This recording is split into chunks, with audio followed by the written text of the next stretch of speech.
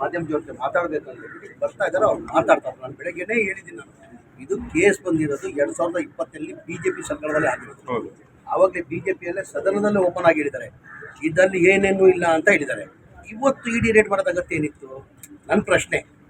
ಯಾವಾಗಿರೋದು case BJP ಕಾಲದಲ್ಲೇ ಆಗಿತ್ತು. BJP ಕಾಲದಲ್ಲೇ ಏನಾರ ಮೊಹಮ್ಮದ್ ಇನ್ವಾಲ್ವ್ಮೆಂಟ್ ಇದ್ದಿದ್ರೆ ಆವಾಗಲೇ ಅವ್ರ ಮೇಲೆ ಕ್ರಮ ತಗೊಳ್ಳೋರು. ಏನಕ್ಕೆ BJP ರಚನೆ ಬಿಟ್ಟರು? BJP ಸರ್ಕಾರದಲ್ಲಿ ತಾನೇ ಆಗಿರೋದು. ಆವಾಗಲೂ ಏನೂ ಆಗಲಿಲ್ಲ. ಈಗ ಇದ್ದಂಗೆ ಬಂದುಬಿಟ್ಟು ನಲ್ಪಾಡು ಮಾಡೋದು ಅಗತ್ಯ ಏನಿತ್ತು? ಈಗ ಆಗಿರೋದು ಯಾವಾಗ? BJP 2020 ಆಗಿದೆ. ಅವಾಗ ಯಾವ ಸರ್ಕಾರ ಇತ್ತು? BJP ಸರ್ಕಾರ ಇತ್ತು. ಹಂಗೇನಾರು ಮೊಹಮ್ಮದ್ ಇನ್ವಾಲ್ವ್ಮೆಂಟ್ ಇದ್ದರೆ ಆವಾಗಲೇ ಕ್ರಮ ತಗೊಳ್ತೀವಿ. ಈಗ ನಾನು ಇಷ್ಟೇ ಬೆಳಗ್ಗೆ ಹೇಳಿದ್ದೀನಿ, ಈಗಲೂ ಅದೇ ಹೇಳ್ತಾ ಇರೋದು. ಏನಕ್ಕೆ BJP ಅವ್ರ ಮನೆ ಕಾಣಲ್ವ? ಇಡಿ ಅವ್ರಿಗೆ, CB ಅವ್ರಿಗೆ BJP ಅವ್ರ ಮನೆ ಕಾಣಲ್ಲ. ಒಂದು ಯಾವುದನ್ನ ನಮ್ಮ ರಾಜ್ಯ ಇಲ್ಲ, ಇಡೀ ದೇಶದಲ್ಲಿ ಒಂದು ಇಡಿ ಅವ್ರು ರೇಡ್ ಮಾಡಿರೋದು BJP ಉದಾಹರಣೆ ಒಂದು. ನೀವು ರಾಜ್ಯ ಸರ್ಕಾರ ಬಂದು ಅಧಿಕಾರಕ್ಕೆ ಬಂದಾಗ SIT ರಚನೆ ಮಾಡಿದ್ರಿ, ಅದನ್ನು ಇನ್ವೆಸ್ಟಿಗೇಷನ್ ಮಾಡ್ಲಿಕ್ಕೆ ಅಂತ ಹೇಳಿ.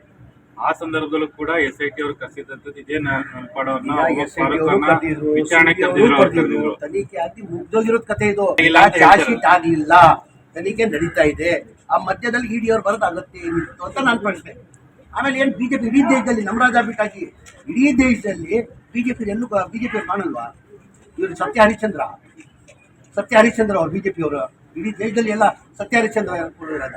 ಹಾಗಾಗಿ ನನಗೆಲ್ಲ ಒಂದು ಕಡೆ ಒಂದು ಬೇಜಾರು ಏನಂದರೆ, ಏನಕ್ಕೆ ಮಾಡಲಿ, ತನಿಖೆ ಮಾಡಲಿ, ಬಂದಿದ್ದಾರೆ, ಅವ್ರು ಕೆಲಸ ಮಾಡಿದ್ದಾರೆ, ಅದಕ್ಕೆ ಏನು ರಿಪ್ಲೈ ಮಾಡಬೇಕು ಅಷ್ಟೇ ಮಾಡ್ತಾರೆ. ನಂತರೂ ಇಡಿ ರೇಡ್ ಆಗಿತ್ತು, ನಾನು ಅದಕ್ಕೆ ಉತ್ತರ ಕೊಟ್ಟಿದ್ದೀನಿ. ಕಲ್ಲೋಲ ಮಾಡಿದ್ರೆ ಹಾಕಿದ್ದೀನಿ, ನನಗೂ ಇಡಿ ರೇಡ್ ಆಗಿದೆ. ಈಗ ನಾನು ಇಷ್ಟೇ ನನ್ನ ಪ್ರಶ್ನೆ, ಬರೇ ಕಾಂಗ್ರೆಸ್ ಅವ್ರಿಗೆ ಏನಕ್ಕೆ, BJP ಅವರು ಸತ್ಯ ಹರಿಶ್ಚಂದ್ರ ಅಂತ ಅಷ್ಟೇ ಹೇಳ್ತೀನಿ.